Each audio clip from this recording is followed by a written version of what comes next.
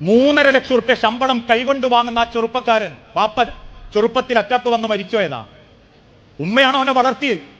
അവസാനം നാട്ടിൽ നിന്ന് ഡോക്ടറെ കാണിക്കാൻ പോയ ഉമ്മാന്റെ ശരീരം പരിശോധിച്ച ഡോക്ടർ ഉമ്മാന്റെ അടുത്ത് നിൽക്കുന്ന ഓന്റെ ഭാര്യനോട് നമ്പർ വാങ്ങി ഗൾഫിക്ക് വിളിച്ചിട്ട് പറഞ്ഞു, മോനെ, ഉമ്മാന്റെ വയറ്റിലൊരു മുഴയുണ്ട്, അത് ഓപ്പറേഷൻ ചെയ്താൽ പോലും സക്സസ് അല്ല, അതുകൊണ്ട് ഇനി തിരിച്ചു വന്ന് നല്ല നിലക്ക് ഉമ്മാനെ നോക്കിയാ എനിക്ക് നോക്കുന്ന അത്ര കാലം കിട്ടും. 3,50,000 രൂപന്റെ ജോലിയോ രാജിവെച്ചു, നാട്ടിക്ക് വന്നു. ഉമ്മനെ അറിയിക്കാതെ ഉമ്മാനെ പൊന്നോലെ നോക്കി. 8 മാസം ഒരു പൈതലിനെ നോക്കുന്നത് പോലെ ആ മോന്മാനെ നോക്കി.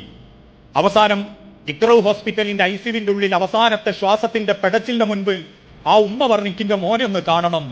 അകത്തേക്ക് വിളിച്ച് ആ മോന്റെ കൈ അമർത്തിപ്പിടിച്ചിട്ട് ആ ഉമ്മ പറഞ്ഞത്, അവൻ ഇപ്പോഴും കണ്ണു നിറഞ്ഞിട്ട് പറയും, എന്റെ കൈ ഇങ്ങനെ മുറുകെ പിടിച്ചിട്ട് എന്റെ അമ്മ എന്നോട് അവസാനം പറഞ്ഞത്, മോനെ, ഇനി പടച്ചോൻ ഇനി ഉമ്മാക്കൊരു മോനെ തരുമെങ്കിൽ മോനായിട്ട് എന്നെ തന്നെ ഉമ്മ ചോദിക്കൂട്ടോ.